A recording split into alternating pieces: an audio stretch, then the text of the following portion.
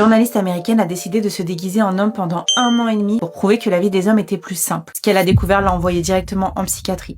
Nora Vincent, journaliste féministe, était convaincue que la vie des hommes était beaucoup plus belle et surtout beaucoup plus simple que celle des femmes au sein de la société. Alors au début des années 2000, elle est devenue Ned. Après 18 mois passés à vivre comme un homme ordinaire, ce qu'elle découvre la dévaste complètement. Pas les grands privilèges auxquels elle s'attendait, la pression constante de devoir être fort en permanence, l'interdiction formelle de dévoiler ses faiblesses et sa souffrance sous peine d'être traitée d'homosexuel, parce que dans ce cadre-là c'est dit comme une insulte, et un isolement émotionnel profond que ressentent beaucoup d'hommes. À la suite de cette expérience, brisée psychologiquement, Nora sera hospitalisée en hôpital psychiatrique où elle décédera en 2022 par suicide assisté. Et même si l'on ne peut pas établir de lien direct, son témoignage reste l'un des plus puissants sur ce que beaucoup d'hommes vivent en silence. Une femme qui pleure devant ses copines, on va trouver ça normal. On va la conseiller, on va la réconforter, on va la serrer dans nos bras. On dit qu'un homme qui pleure devant ses potes, ça va être encore largement perçu comme un signe de faiblesse. On va automatiquement penser c'est un homme, il est fort, il va s'en remettre. Et cette injonction, elle se construit dès l'enfance. On va pas forcément apprendre aux petits garçons à exprimer leurs émotions. Et arrivé à l'âge adulte, c'est tellement ancré dans l'esprit des hommes que ça en devient honteux de demander de l'aide. Les femmes subissent énormément de pression et de charge mentale dans cette société, mais je pense que les hommes aussi, il ne faut pas non plus les minimiser. Comme par exemple celle de devoir toujours gagner plus d'argent que la femme. On le voit notamment s'amplifier sur les réseaux sociaux, avec les femmes qui ont des critères d'hommes toujours plus élevés. L'homme doit tout payer, il doit payer les additions, les voyages, les cadeaux. Celle de devoir être fort physiquement pour garder ce rôle de protecteur. Il faut également faire attention à ne pas être trop émotif en relation, pour éviter d'être considéré comme trop faible ou pas assez homme. C'est aussi important de savoir qu'en France, les hommes représentent 75% des suicides. 3/4 de la population, c'est énorme. Tout doucement, la parole s'ouvre de plus en plus et certains hommes commencent enfin à en parler. C'est notamment le cas de Camille Lacour, champion du monde de natation, qui a parlé récemment publiquement de sa dépression. Je fais une dépression ou un burn-out où je mange parce qu'il faut manger mais il n'y a pas vraiment de faim, je vais dormir parce qu'il faut dormir mais j'ai pas vraiment sommeil. On a perdu goût à tout ce qui se passe dans la vie, quoi. Je pense que c'était assez important en tant que sportif de haut niveau de dire que ça arrive à tout le monde. Je vais donner un petit peu mon avis personnel. Je pense que si on apprenait aux garçons dès le plus jeune âge à mieux communiquer sur leurs ressentis, à mieux exprimer leurs émotions, on éviterait peut-être de construire de futurs potentiels agresseurs,